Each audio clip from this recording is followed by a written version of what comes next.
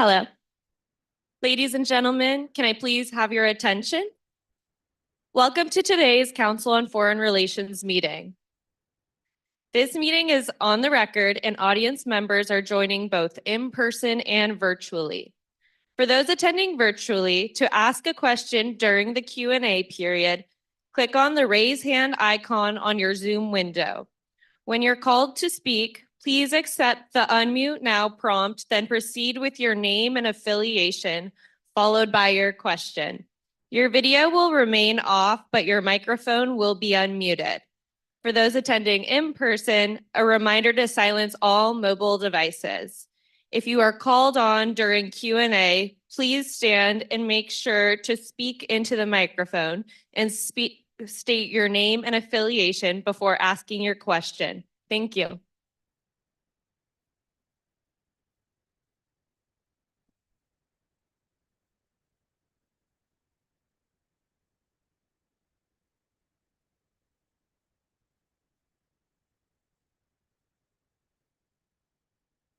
Well, good morning, everybody, and welcome. Thank you for joining us today. I'm Mike Froman, President of the Council, and I'm really delighted to have this event here today.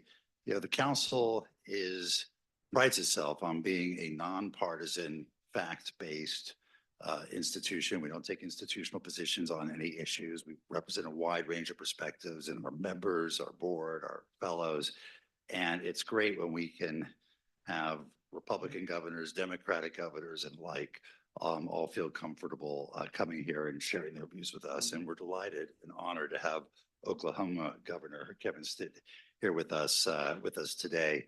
In my past life, when I used to work with governors and mayors on business issues, I always thought that's where the work gets done. They've got to actually deliver for folks, and whatever partisanship is going on elsewhere in politics in the U.S., governors and mayors really focus on getting things done. We're gonna have a great conversation led by Michelle Caruso Cabrera, CEO of MCC Productions and a CNBC contributor. But let me just say a few words about the governor. He's the 28th governor of Oklahoma, a fourth generation Oklahoman. And when he was elected, he promised to bring the world to Oklahoma and Oklahoma to the world. And he's going to be talking a little bit today about his international strategy.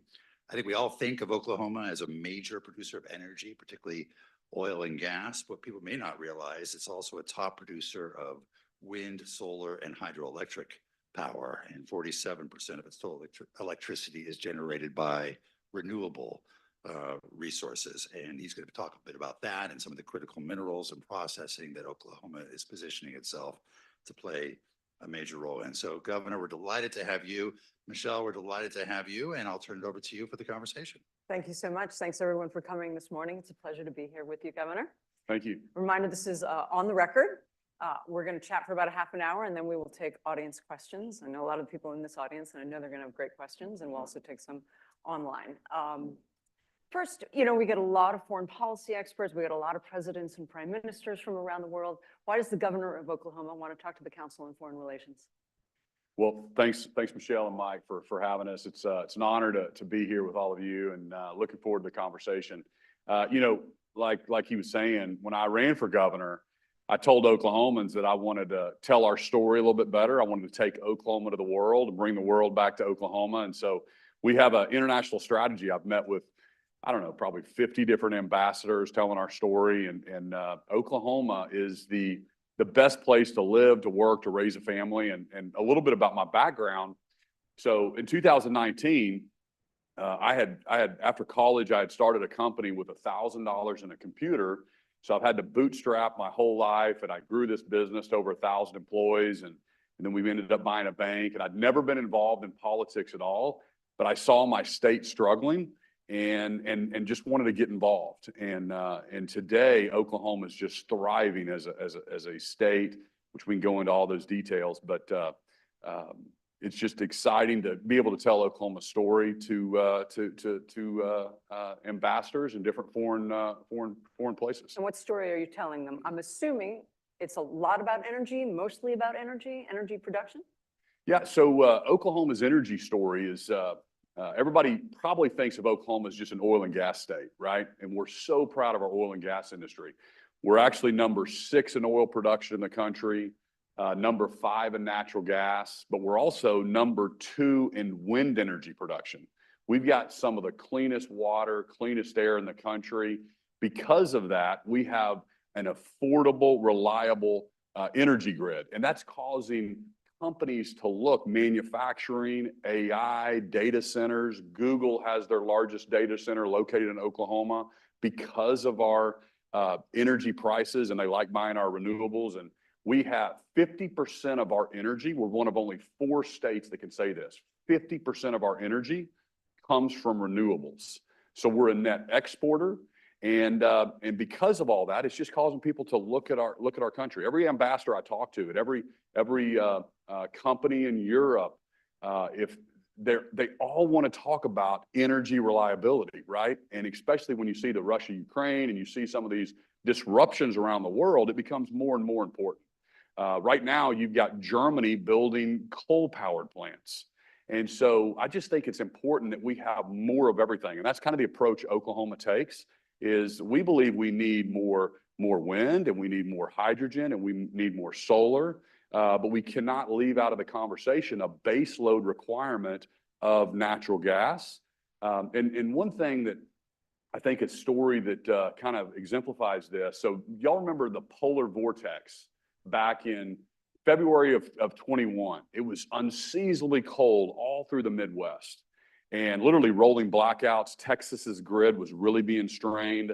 Oklahoma held up pretty good. But what happens is 40% of our electricity is normally generated by wind. And during that unseasonably cold weather, our wind turbines were actually frozen. So we were getting no electricity generated from wind. And even we were having some of our natural gas was frozen at the gas wellhead, so we couldn't get a lot of that. Coal normally in Oklahoma is less than 10% of our electricity generation, around 8%. And it actually went to 50%. So some of our generation can be flipped coal or natural gas. And so during that 2-week period, we went to over 50% of coal generation for electricity. And I was on the phone with President Biden during that time, and he was having a call with myself and Governor Abbott. And when I told him that story, I said, if we wouldn't have had kind of everything, all these different resources, people would have died. We would have had literally some, and I tell young people when I talk to high school kids, I said, if we wouldn't have had coal in Oklahoma at that time, you wouldn't have been able to watch social media for 2 solid weeks. They No kind of Instagram. They kind of scratch their head. But I do think it is important. It's funny, but it's also important to understand where that electricity comes from and what is the generation. When you plug your cell phone in or your electric vehicle, where does that generation come from? And it's important that we talk about that. And I assume you're saying that because there's a big push to make the transition away from fossil fuels to go even faster. There are many who believe we're going to eliminate fossil fuels completely. Where do you fit on that continuum of what is the role of fossil fuels in the future? You know, I'm a free market person, and if you think the government has all the answers, I don't believe that. I don't think that you can just dictate, put your thumb on the scale. If you go back to 1978, I can't remember exactly what the bill was called, but it was like it basically said, and this is U.S. Congress, that you couldn't use natural gas for electricity generation. You only could use coal. So the coal lobby was huge in the 70s.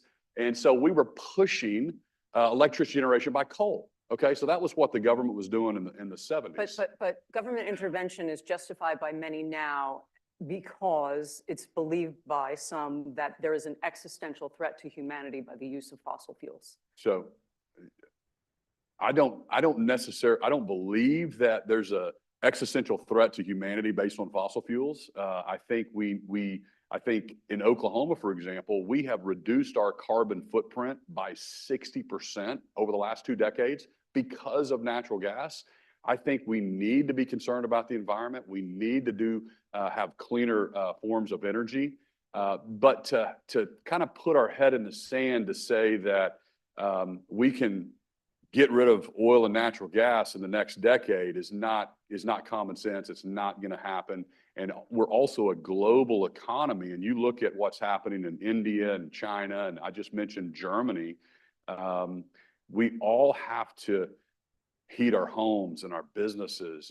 And another thing that we think, I spoke before Congress back in 2019. I think this was something that you might find interesting.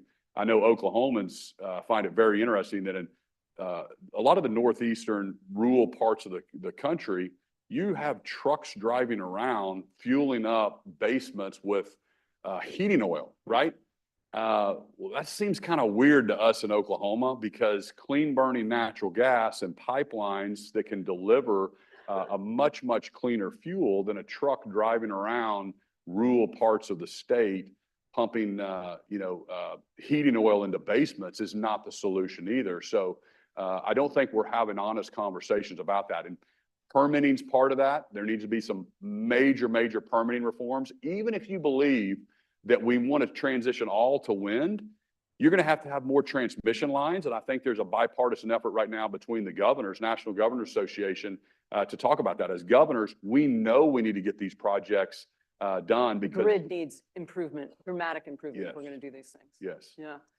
We talk a lot about energy, wind, solar, et cetera, natural gas and oil, but you're also very focused on attracting businesses around critical materials. Tell us about the efforts there and why that is. yeah, I think we've all seen, during COVID, especially the supply chain and kind of a reliance on people that might be an adversary to us. And if things turned off, if we couldn't get these critical minerals for the defense industry, for our cell phones, for our technology. So I think there is a move. And I just wrote a op-ed in the Wall Street Journal, maybe it's been about a year now, less than a year ago, but talking about a strategic stockpile for critical minerals. We do that in the natural gas or in the oil and gas space. We need to do that and think about that in the critical mineral space. Oklahoma has been leaning into that as a business-friendly state. I tell all of my regulatory bodies, we never play gotcha with the companies, with industry. We want to have a level playing field, but let businesses go compete. That's our philosophy. And so we're attracting companies, especially around this critical mineral industry. USA Rare Earth just set up the first ever mineral to magnet manufacturer in Oklahoma, and that normally, China owns 60% of the critical minerals and all the manufacturing is done there. Are there people mining in Oklahoma? Are there supplies there? Are you Yeah. refining? We don't have a processing, lot et of, cetera? thank you. We don't have a lot of mining in Oklahoma, but that's something that if we do need to have a conversation about authorizing mining in other parts of the country for sure. But this is more the manufacturing side, taking that mineral and then turn it into magnets. And there's people in here that know more. And are about you that doing than I like the Biden administration is doing, say, with semiconductors, which is offering subsidies, et cetera, to attract business? How do you get those businesses to go to Oklahoma as opposed to different states?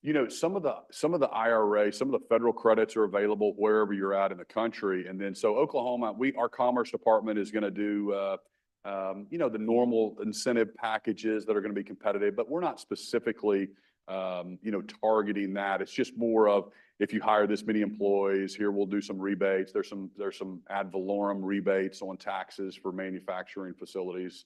But it's just the normal commerce related stuff.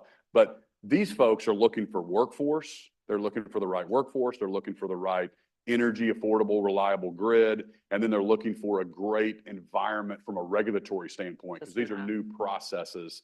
And so they've got to be able to work. And our Department of Environmental Quality is going to work really, really well with them and approve new processes. Have you rolled back regulations, or are you inherently lower regulatory framework state? Tell me more about that, because when companies are choosing different states, it's often what they talk about.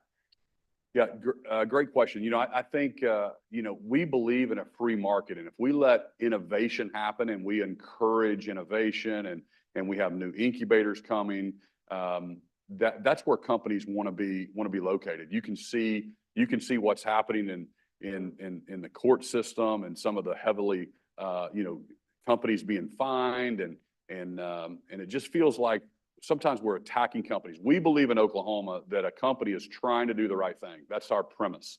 They're trying to take care of their employees, their customers, the environment, and we want to work with them. So, you know, I could give you,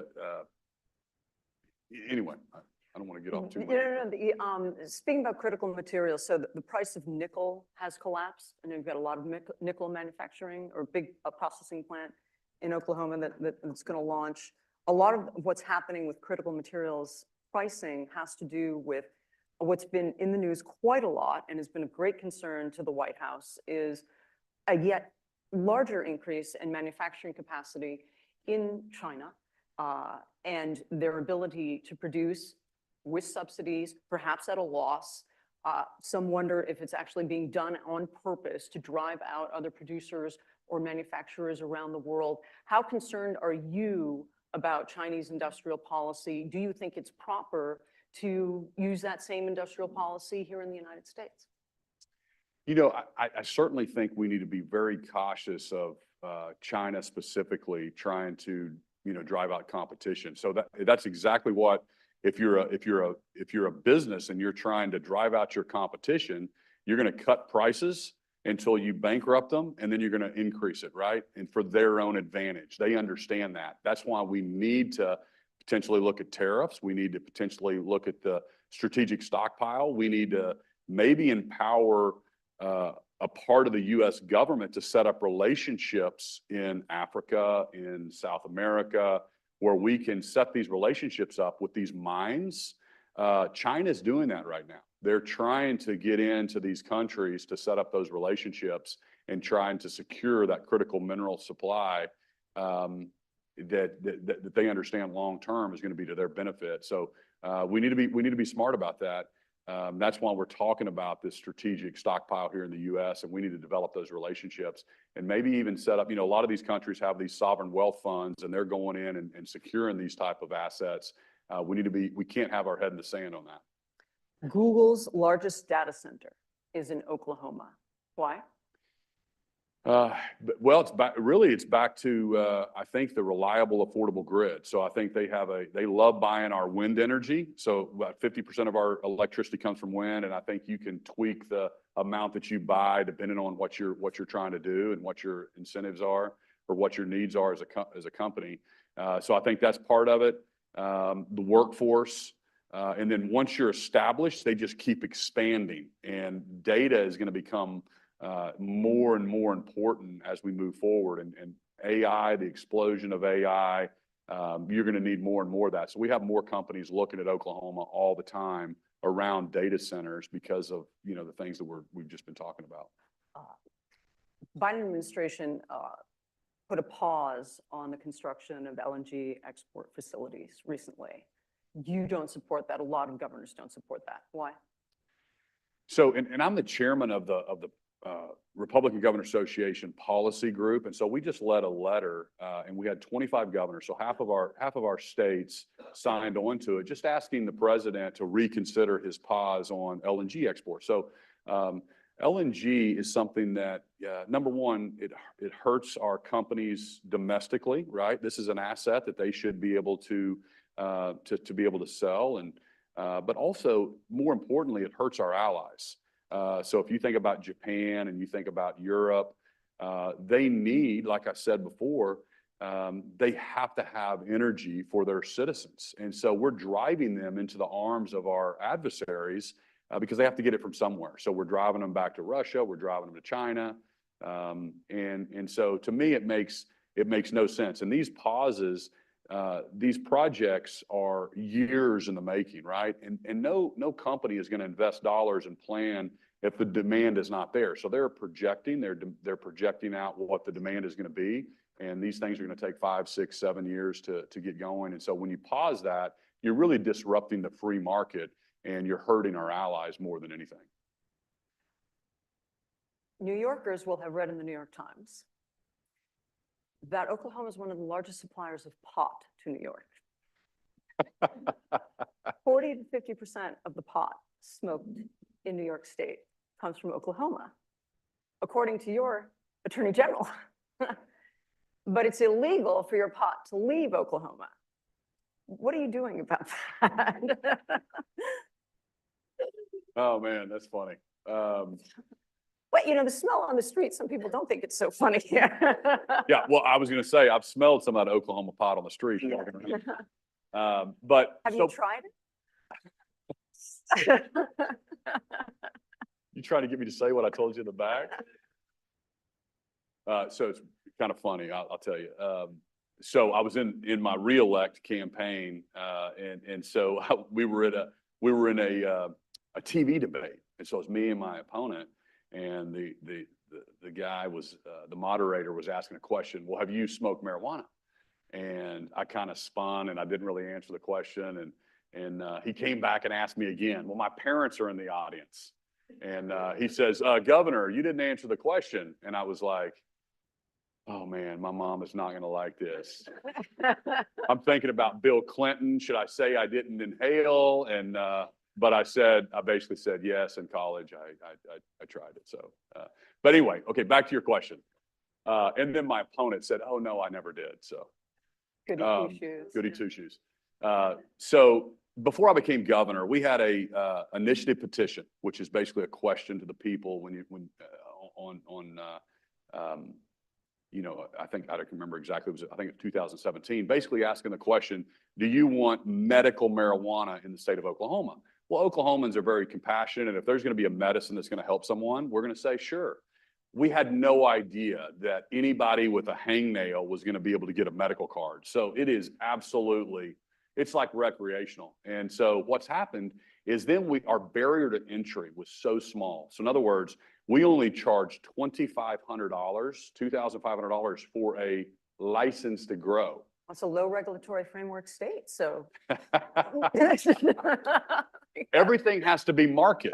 Everything has to be market. So we're being adversely selected because $250,000 for like a grower's license in California, $80,000 for a grower's license in Arkansas. So we were being adversely selected, and we were just getting all the riffraff in Oklahoma, and we had like 8,000 growers pop up just come from a state question. And so it took a while for us to get the regulatory framework involved. Now we've got half that number of growers.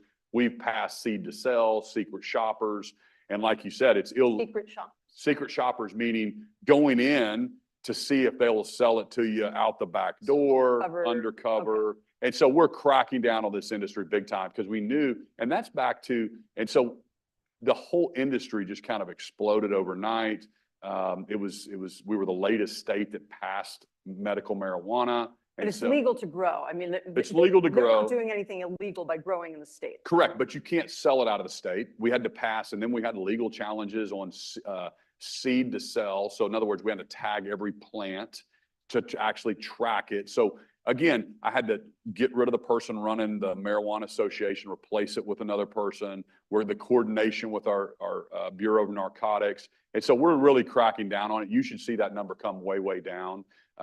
Literally, we've gotten rid of half of the growers because there was a lot of nefarious activity going on. And so we understood that. We're trying to crack down on it. And the reason you want to get rid of, when you say nefarious growers, is it because the particular industry attracts an element that is problematic in your mind? Is it, you know, Mexican cartels, Chinese cartels, et cetera? Is that? We saw a lot of Chinese cartels coming in and buying, you know, farmland, buying these growing operations, you know, because they were doing illegally. They were not, it wasn't for medical use in the state of Oklahoma.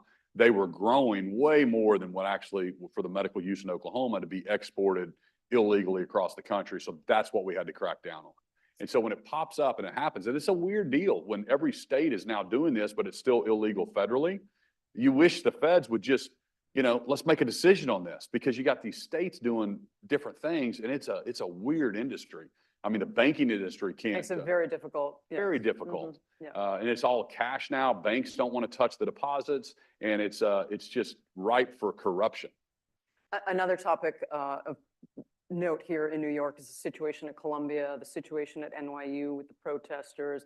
We just saw what happened in Austin. Anything going on at Oklahoma University? Excuse me.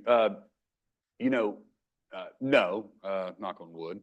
I don't think we have anything going on right now that I've heard of. But I will tell you, Governor Abbott and I went to Israel. We took a trip over there just shortly after the war began, late last year. And one thing that we met with Netanyahu, we met with President Herzog, and the thing that they told us that they wanted us to take back to Oklahomans and Texans and Americans, and the thing that really was an eye-opener for me, we've all heard of the Iron Dome, right? So This room, yes. yeah, so we've all heard of the Iron Dome. And they have rockets that are shot into their country, and then this Iron Dome technology will pick them off, and so they won't explode. And so their paradigm now, this has been happening for the last 15 years, that they'll have sirens go off, and they'll have 130 seconds, depending on where you are in the country, to go take shelter because there's a rocket coming in. Can you imagine that if Canada was launching rockets into New York over the last 15 years, and you guys, we just hope that they're being intercepted by our Iron Dome system, it's not normal. And then saying, oh, New York, don't fight back. It's, you know, this is just normal. Just trust the technology. It's not normal. They have a right to defend themselves. And when I see people chanting death to America, we stand with Hamas. Hamas is a very, very highly trained, well-funded military. They're a military without any morals whatsoever. In Oklahoma, we have a concert. I'm sure you have them here. It's called Rocklahoma, and young people go to this concert, and it's a couple-day event. That was what was happening in Israel. And October 7th, you have terrorists come in with machine guns and literally start mowing down young people. I met them. I went to the Tel Aviv hospital, and so I just find it very discouraging that people are. We're all for free speech, but this is hate speech, and it should not be tolerated on our campuses. 2 minutes to questions. One final kind of national meta question as well. TikTok, what's Oklahoma doing about TikTok, if anything?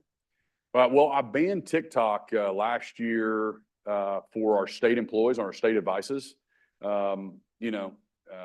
Couple reasons, concerned about the ownership and what's happening, but also my state employees, I want them work them. I don't want them on social media. So it was a no-brainer decision for me. But does that mean they can't have Instagram or Twitter or anything else? No, like they that? can, Oh, can have all right. that. Well, I'm just That was selective enforcement. they'd have probably impeached me if I tried to get rid of that. I don't know. And we saw what's happening now with Congress just passed that. I think President Biden just signed that bill. Are you supportive of that? Sure. Yeah, I think we ought to be very cautious about losing our data, what's happening, the intellectual property. I think we ought to be concerned about it. All right, let's take questions from the audience. Right here in the front. Oh, wait for the microphone. Say your name, please introduce your affiliation. My question about solar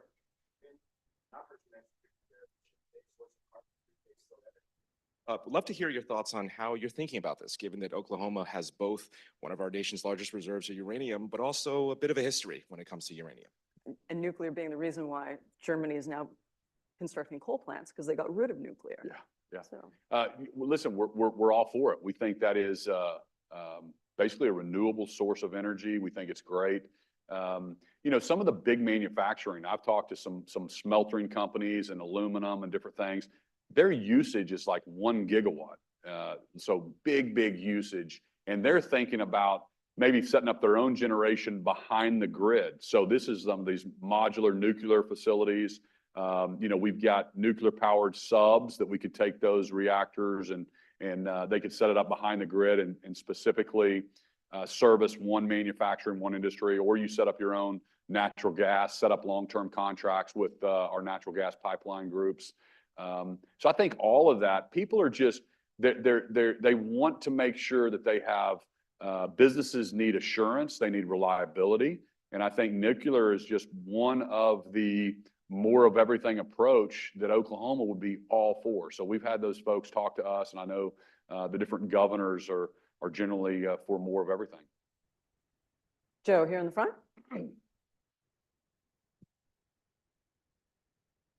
Thank you, Governor. I know yesterday was Your name and your.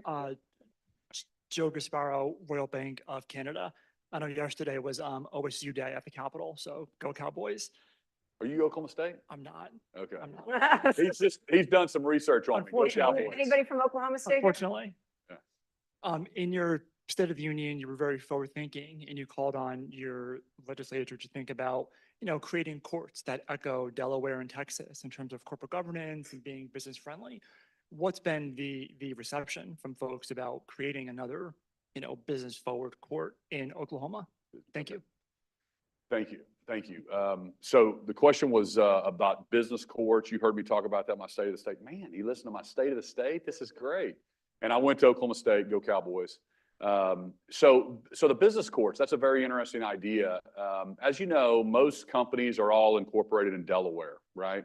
For hundreds of years, they've had a very business friendly. We knew how the courts were going to decide on a multiple of different issues. You see them stumbling right now. You saw Elon pull out of Delaware. You see the attack on President Trump's businesses here in New York. I don't care if it's President Trump's businesses or President Biden's businesses. What this court system is doing to a private business is wrong. And so I'm telling Oklahoma, this is our opportunity. Let's step in and let's let businesses know we want to be the business headquartered capital of the world. So I want to set up business courts. Texas just did this, Oklahoma City and Tulsa. And so it shouldn't be a slip and fall case. So my trial attorney shouldn't get too upset with me. But this is a business dispute over $5 million, mergers, acquisitions. If there's lawsuits against the board, you see Boeing now getting sued, their board members, they should have known about some crash that happened or something would happen.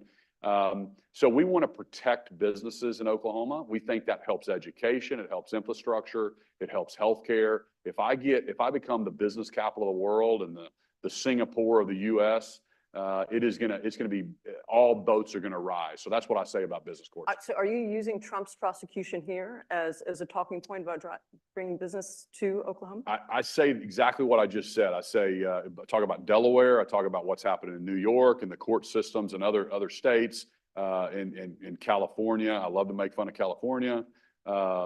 So we talk about these anti-business states. I mean, Kevin O'Leary, you see him talking all the time about. From CNBC? Mhm. Yeah.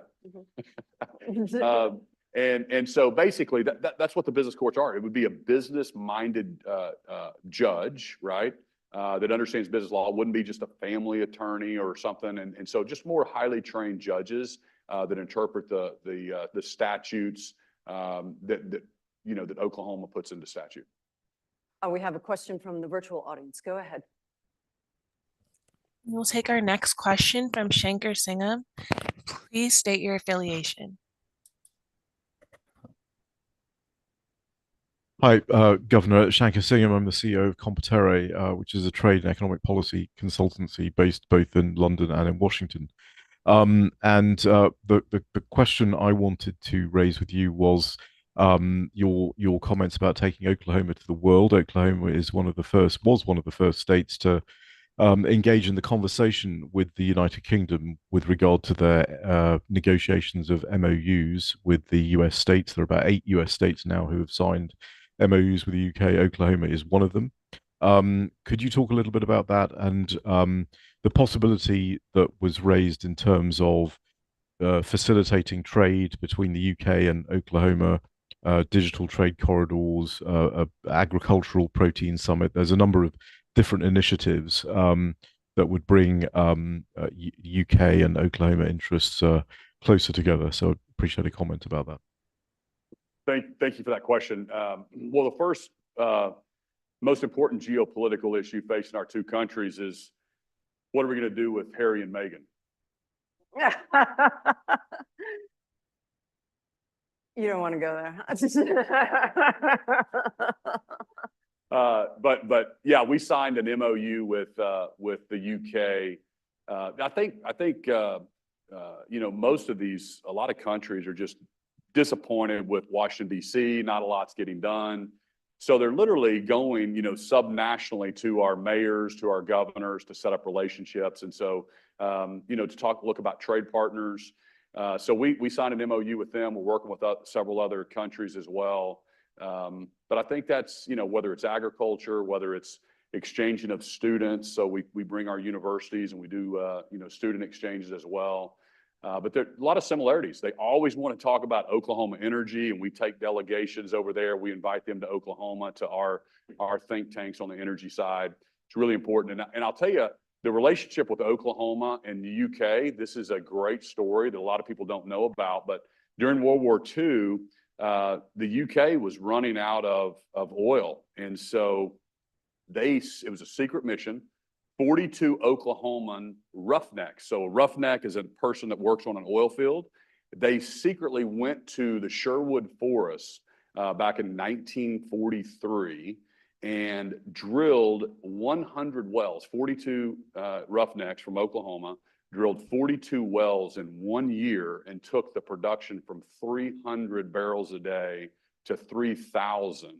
And then fueled D-Day. So we've got a great relationship. There's a huge monument there in the Sherwood Forest of the 42 Oklahomans that came over and secretly helped them. I don't think you could drill 100 wells in 1 year with the permitting rules today, but it happened back in 1943. So that's kind of a neat story that we have a connection with the UK. But what you're suggesting there is the dysfunction that we see in Washington is leading other countries and representatives of other countries to go directly to the states.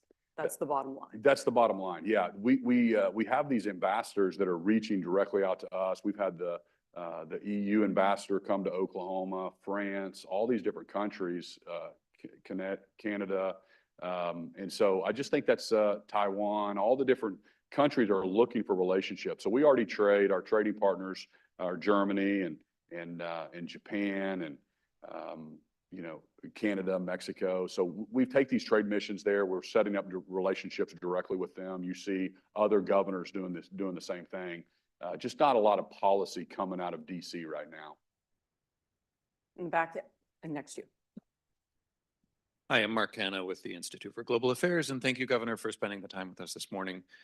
You mentioned you're a free market guy, and I had a question about how your idea of a strategic stockpile fits within that, as well as your conversation with President Biden, talking about how we need to see reliability as a public good, and we need to make sure the government is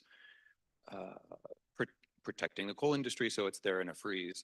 And the second question I had is, does your opposition to government interference is it limited to coercive measures like mandates and quotas, or does it extend to non-coercive things like tax incentives and other things?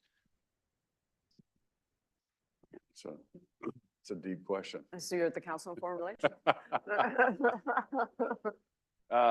There's already a government entity that it kind of similar to a sovereign wealth fund that we need to kind of encourage a little bit more. And that's the problem. We don't want to incentivize a private business to go set up these strategic stockpiles, but yet we don't really have an incentive to get it done, or it's not getting done. So the answer to that, I don't know what the fix is. That President Biden needs to think about this long term, or his energy policy needs to think about how do we go set up those relationships. The State Department, we know where these mines are. We know China's going after them in South America and also Africa. The State Department needs to be more forward thinking to set up those relationships strategically. But we can't be all things to all people. And I want to flip to our national debt just for a second. I want to get this in. So in 23, we spent our revenue, our income was 4.4 trillion. Okay, that 23 was 4.4 trillion. And how much do you think we spent? We spent 6.1 trillion, right? So 1.7 trillion over our income. And that is our national debt, right? 34.5 trillion. And here's how I think about this. When I bought my first house, I graduated from Oklahoma State, moved to Tulsa, got my first job. My first house was $66,000 right across from TU. I remember writing my first mortgage payment. I had a 30-year fixed mortgage, and I wrote my first $550 mortgage payment, and $50 went to principal. And I was like, dadgum, only $50 goes to principal. But at least I knew that in 30 years, I was going to own my house, okay? Well, back to our national debt. We don't do principal and interest. We do interest only. That means we're never paying it off, all right? So our interest payment now on our national debt is $1 trillion. That is 25% of our income, all right? Well, it gets worse because in 24's budget, our income went up to 4.9 trillion. We're doing good. Our economy's good. Our went up to 4.9 trillion. How much did we spend? 6.9. So we spent 2 trillion over that goes on to our national debt. Our interest only payment now is more than our defense budget, which is about 850 billion. We need to have a conversation. If you haven't gotten a raise, if Oklahomans and Americans haven't gotten a raise, a 20% raise over the last few years since 2020, you've actually lost your buying power.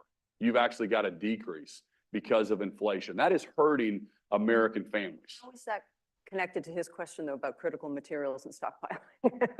Well, it's not, but I think it's important to say. Okay. Because I'm going to circle back around Okay. because of the State Department. I went on a CODEL and I was in Kenya and I was in Djibouti and I went on this CODEL. CODEL is a Congressional U.S. Senate. delegation. Correct. Yeah. And so I was sitting in a room with all of the Kenyan generals, okay? And I was there with the State Department, and they were pitching us on their infrastructure. They're fighting the Houthis, and they're fighting the terrorists over there, and they need an expansion of their runways, and they need this hangar, and they need this infrastructure. And I don't think this room probably does, but I don't think most Americans know that we're building infrastructure in other countries around the world with our national debt. I'm not saying these projects aren't important, but we have to have a limit. If there is no limit to spending, why don't we spend 8.9 trillion? Why don't we spend 9 trillion, 10 trillion? There's got to be some governor on our spending. That's why the states are pushing for a balanced budget. I think we need 34 states to get a balanced budget in place. Oklahoma's passed that. We have probably 20 states that have done it. So are you implying that if we spent better, then we could have stockpiles of critical materials? The stockpiles needs to happen. Okay. The stockpiles needs to happen. My point is, we can't be in a State Department everything to every country, and what happens is we start pushing for what's good for that one little area. We need to think more globally, and we need to strategically think about the stockpile in this African country and the relationship here. We can't be everything to every country in the world, and we can't build infrastructure and set up relationships, deep relationships, every single place in the world. And I think China is doing a better job of strategically going after the resources, et cetera. Let's take another question from the virtual audience. We will take our next question from Ann Nelson. Please state your affiliation. I'm Ann Nelson from Columbia University, but also from Stillwater. Over the last, Oklahoma Watch has reported that this year, over 6,000 classroom teachers have not returned to the classroom. That's something like 14% of that workforce. And the superintendent of education, Ryan Walters, has been involved in various controversies. Are you concerned that Oklahoma's situation in public education could affect your vision for attracting skilled workforce members to the state? Thank you. First off, workforce is one of the first questions we get from companies wanting to move here. Can we get the workforce that we need? So that's why I tell people all the time, let Washington, D.C. play politics. We're all Oklahomans. We just want to make our state a top 10 state. And we really all want the same things. And number one is education. We want the best education for our kids. We want the best infrastructure, healthcare, best economy. Those are the four things I always focus on. I've given our school teachers 2 large pay raises. The Republican governor of Oklahoma has put more money in public education in my first 5 years than they did for 25 years before I got here. But there's accountability. There's competition. We just got the largest, or I think it's the best school choice plan done in the entire country last year, which is going to inject competition to the system. What is it? It is a refundable tax credit for every single family, depending on income. It's between $5,000 to $7,500. So it's means tested to a degree. Yeah, that's correct. And for example, I tell people, listen, rich people already have school choice. They can take their kids and put them in any school they want. But we just open that up for every single working family in Oklahoma. And because if any of you were governor and you'd had to talk to the single moms, single dads, people would call me and just say, Governor, it's not fair. If my son or daughter is getting into drugs, or they're at a school with low test scores, they're not learning how to read, they're falling behind, we have high dropout rates, gangs. What am I supposed to do? I can't afford to move. And so it just breaks your heart. And so we've just injected that. So it's not a voucher system. It's not a lottery for charter schools. It's a full-on, whoever wants to send their children to either a private school or a charter school can use a tax structure rather than a voucher, or what they do in other states. Yeah, but I mean, you could call it a voucher, or it's a tax credit, but basically it's $7,500 that would go in your name to the school that you want to go to. Charter schools, we already have those in Oklahoma. We're promoting more of them. Those are public schools with kind of community management. New York City has a lottery to get into charter schools. Right. And I think it's pretty much Harvard, Yale. I've read the research. If you win the lottery to go to a charter school here in New York City, your chance of incarceration as a male is like 0%. It is unbelievable, the outcomes. And I think there's 163,000 people on the waiting list for charter schools here. But her question was about the teachers not coming back and that 14%. What is that about, and are you worried about it?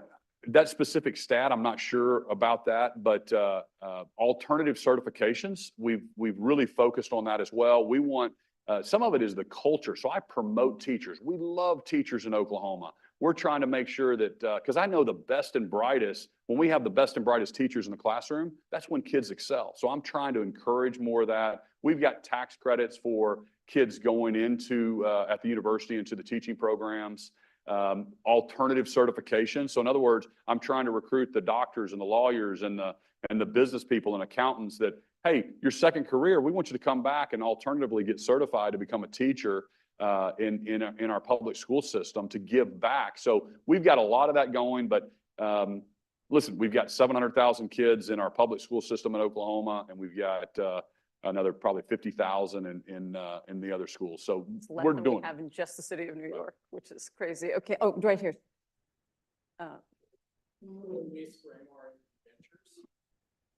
We focus on energy technology and understand that Oklahoma is an energy state, and of course your belief in the pragmatism of having wind and oil and gas and perhaps geothermal and solar and other things.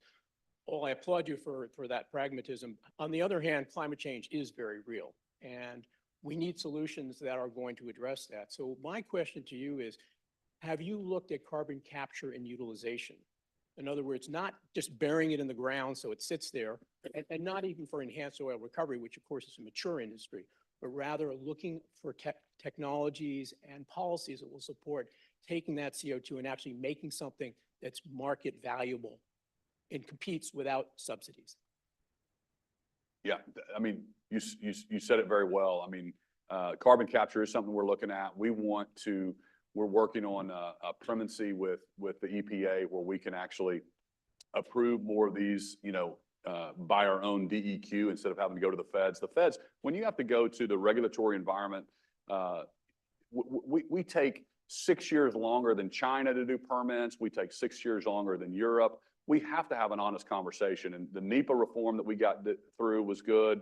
Judicial review needs to happen federally. But yeah, we've got, North Dakota is really leading on this carbon capture. Enhanced oil recovery is something that our oil and gas producers are looking at as well. But as far as adding other technologies, I don't know specifically what they're looking at, but we're all for that. Okay, you need to come talk to us. I'll give you one other story. Pipeline company in Oklahoma, big national pipeline company, came to see me, CEO, and he said, Governor, here's the problem with permitting reform. We've got an existing pipeline. He said it's an existing pipeline in the ground in California. We're trying to convert that to a carbon capture pipeline, and the permitting process is going to take us 10 years to do those kind of things. It makes no sense. I've had governors on the East Coast come to me and say, hey, how come your energy cost is so much less than ours? And I'm like, because you need more pipelines, you need more access to markets, and so they're wanting me to set them conversations up with our pipeline companies. But just gets all muddied up in politics. His delegation is sitting right next to your left. Question here in the back. Hi, Ry Rivard from Politico. Speaking of conversations with East Coast governors, Democrats in this region, Democratic governors are very enthusiastic about the Inflation Reduction Act. What's the story in Oklahoma? Is that the sort of policy that you would like to see if there's a second Trump administration, or that the second Biden administration should continue? Yeah, thank you for the question. Well, the IRA is certainly, allowed companies in Europe and companies in Italy. We just landed $1 billion solar panel manufacturer investment in Oklahoma. So all that is helping bring supply chain back closer to home. There's no doubt about that.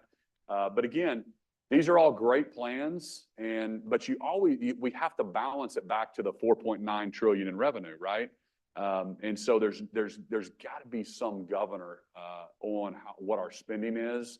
I don't know if Trump's going to roll that policy back if he was to win the White House, but I think businesses need certainty. So, starting and stopping is not good, I don't think, for businesses long term. So I hear you saying it should stay. Yes, I would not roll back a policy. You can look forward, but I don't think we should be changing what companies have already invested and what have already decided to invest dollars in the U.S. and move supply chain closer. Did your representatives in Congress vote for the IRA? Probably not. There are people who cry hypocrisy because so much of the IRA benefit has gone to actually Republican and red states that voted against it. Mm-hmm. There's no question there. I just, any comments on that? Is that hypocrisy? Does that? I don't care. Sounds like when I'm President Biden, he says that sometimes too. He's like, and the money is going out there to the red states. But no, I mean, listen, fair point. But again, you also have the other side of the spending and the inflation, and I don't know how they got the name Inflation Reduction Act. So that was kind of weird. But again, I mean, listen, it is what it is. Businesses need certainty. It's probably not something, probably not a policy that would have happened if Trump would have been in office for the spending side. And I think that the oil and gas and the other companies are a little frustrated because why are you picking winners and losers? Why is the government always saying that, oh, we can incentivize this and we're going to underwrite this and we're going to use tax dollars for this, but we're going to just take tax dollars from you. So it's a good conversation. Question from the virtual audience. We will take our next question from David Merkel. Mr. Thank you, Merkel. David Merkel with Summit International Advisors, a graduate of the University of Oklahoma. My question is, I'd like to return to the pause on the construction of liquefaction for LNG. The Biden administration is not enforcing sanctions on Iranian oil. They're giving a waiver to Chevron to continue importation of oil from Venezuela, but they're trying to reduce the export of LNG from the United States.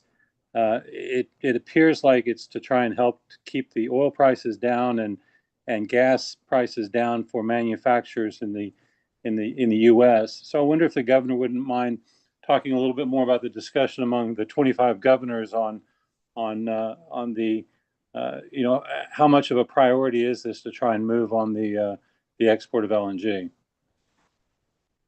Thank you. Boomer Sooner to you. Thank you, sir. So kind of like I said before, we don't understand why this administration is really targeting LNG exports. Again, these projects are going to take 4 or 5 years to get going. Why would you pause those? It's going to hurt our domestic producers. It makes costs go up. But really, our allies rely on that. And so if they need natural gas and we can't set up a forward-looking, they can't see in the future to get that from the U.S., what are they going to do? Where are they going to go? And they're going to go to people that maybe are a little bit adversarial to us. You bring up the Iran issue, the appeasement strategy. They're flush with cash right now. You see what's happening. And so I don't think in a Trump administration, I think you'd see a stronger position against Iran.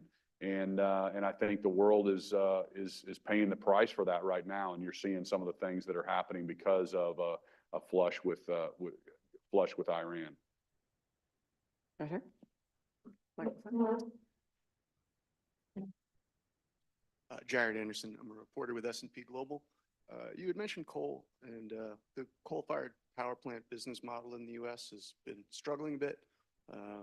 And I'm just curious as to whether you've observed that trend in Oklahoma and if you have any initiatives to address it. The early retirement of coal power plants. You know, Oklahoma, really, we're not a coal state. So like I said, I think we've got maybe one coal fire plant left that's both. It's a pricing deal. They can burn coal or they can burn natural gas depending on the pricing. The thing with coal is you can stockpile it, right? You can stockpile it on site. So it's really, it's more reliable for a base load.